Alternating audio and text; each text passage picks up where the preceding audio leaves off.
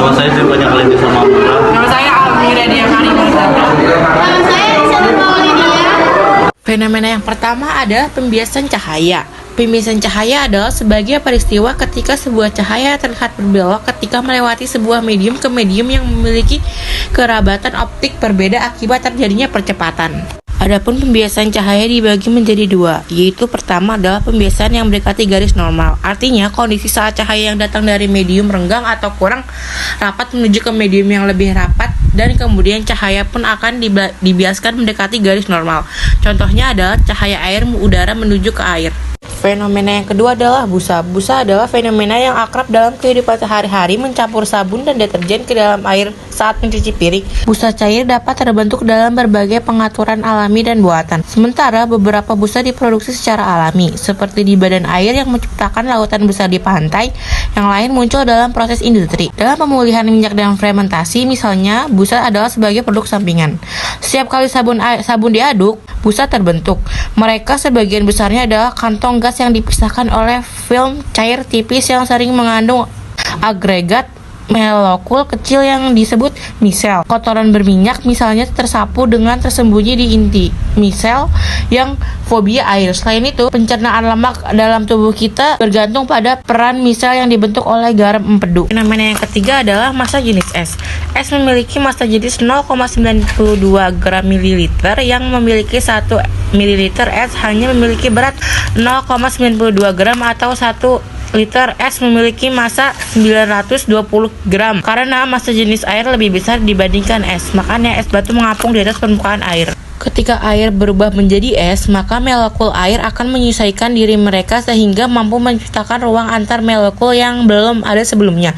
Para ilmuwan menegaskan bahwa fenomena tersebut ada hubungannya dengan kepadatan, di mana sebuah benda yang lebih padat seperti batu pasti akan tenggelam ke dasar.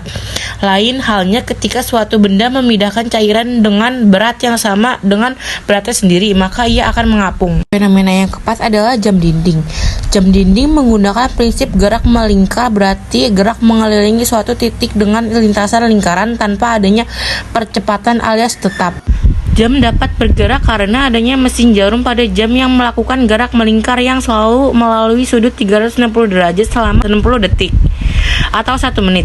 Jadi dapat disimpulkan bahwa kecepatan jarum pada jam adalah 360 derajat per menit. Fenomena yang kelima adalah kaca. Kaca merupakan benda bening tembus cahaya, lazim dipakai untuk kaca jendela, pintu, dan lain sebagainya. Kaca yang salah satu sisinya dilapisi dengan amalgama perak akan berubah menjadi cermin. Cermin dapat memantulkan cahaya atau benda yang berbeda di depannya. Ternyata sifat bayangan yang dibentuk oleh cermin datar memenuhi kemauan pengguna. Cermin datar menampilkan bayangan kita padanya. Bila orang bertubuh pendek, jangan berharap terlihat bertambah tinggi di depan cermin datar. Seorang berwajah tidak cantik tak akan terlihat lebih cantik berdiri di depan cermin datar.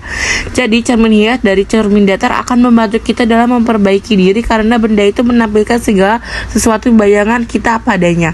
Fenomena yang keenam adalah mendorong meja. Kedua kaki kamu menginjak lantai ke belakang untuk menjangga bobot tubuh kamu yang mana akan menghasilkan gaya dorong untuk menggerakkan meja tersebut. Fenomena ini menjadi contoh dari adanya gaya. Gaya ini ada karena dipengaruhi oleh beberapa faktor. Sebuah benda bisa bergerak karena adanya pengaruh gaya bekerja pada benda tersebut. Jadi, jika tidak ada gaya yang bekerja pada benda itu, maka benda tidak dapat bergerak atau berubah kedudukannya. Nah, untuk mengetahui faktor-faktor yang mengaruhi gerak atau benda, bahwa gerak suatu benda dipengaruhi oleh gaya gravitasi bumi dan tarikan atau dorongan pada suatu benda. Fenomena yang ketujuh adalah listrik statis. Sebuah benda dikatakan memiliki daya listrik statis karena ketidakseimbangan muatan listrik pada benda tersebut. Muatan listrik sendiri merupakan kuantitas fisika yang memiliki kaitan erat dengan efek listrik pada suatu material. Sebuah muatan listrik statis dibuat setiap kali dua permukaan terhubung dan terpisah, dan setidaknya salah satu permukaan memiliki resistansi yang tinggi terhadap arus listrik. Efek listrik statis yang akrab bagi kebanyakan orang karena orang dapat merasakan, mendengar, dan bahkan melihat percikan berbagai kelebihan muatan dinetralkan ketika dibawa dekat dengan konduktor listrik yang besar, misalnya dialihkan ke tanah.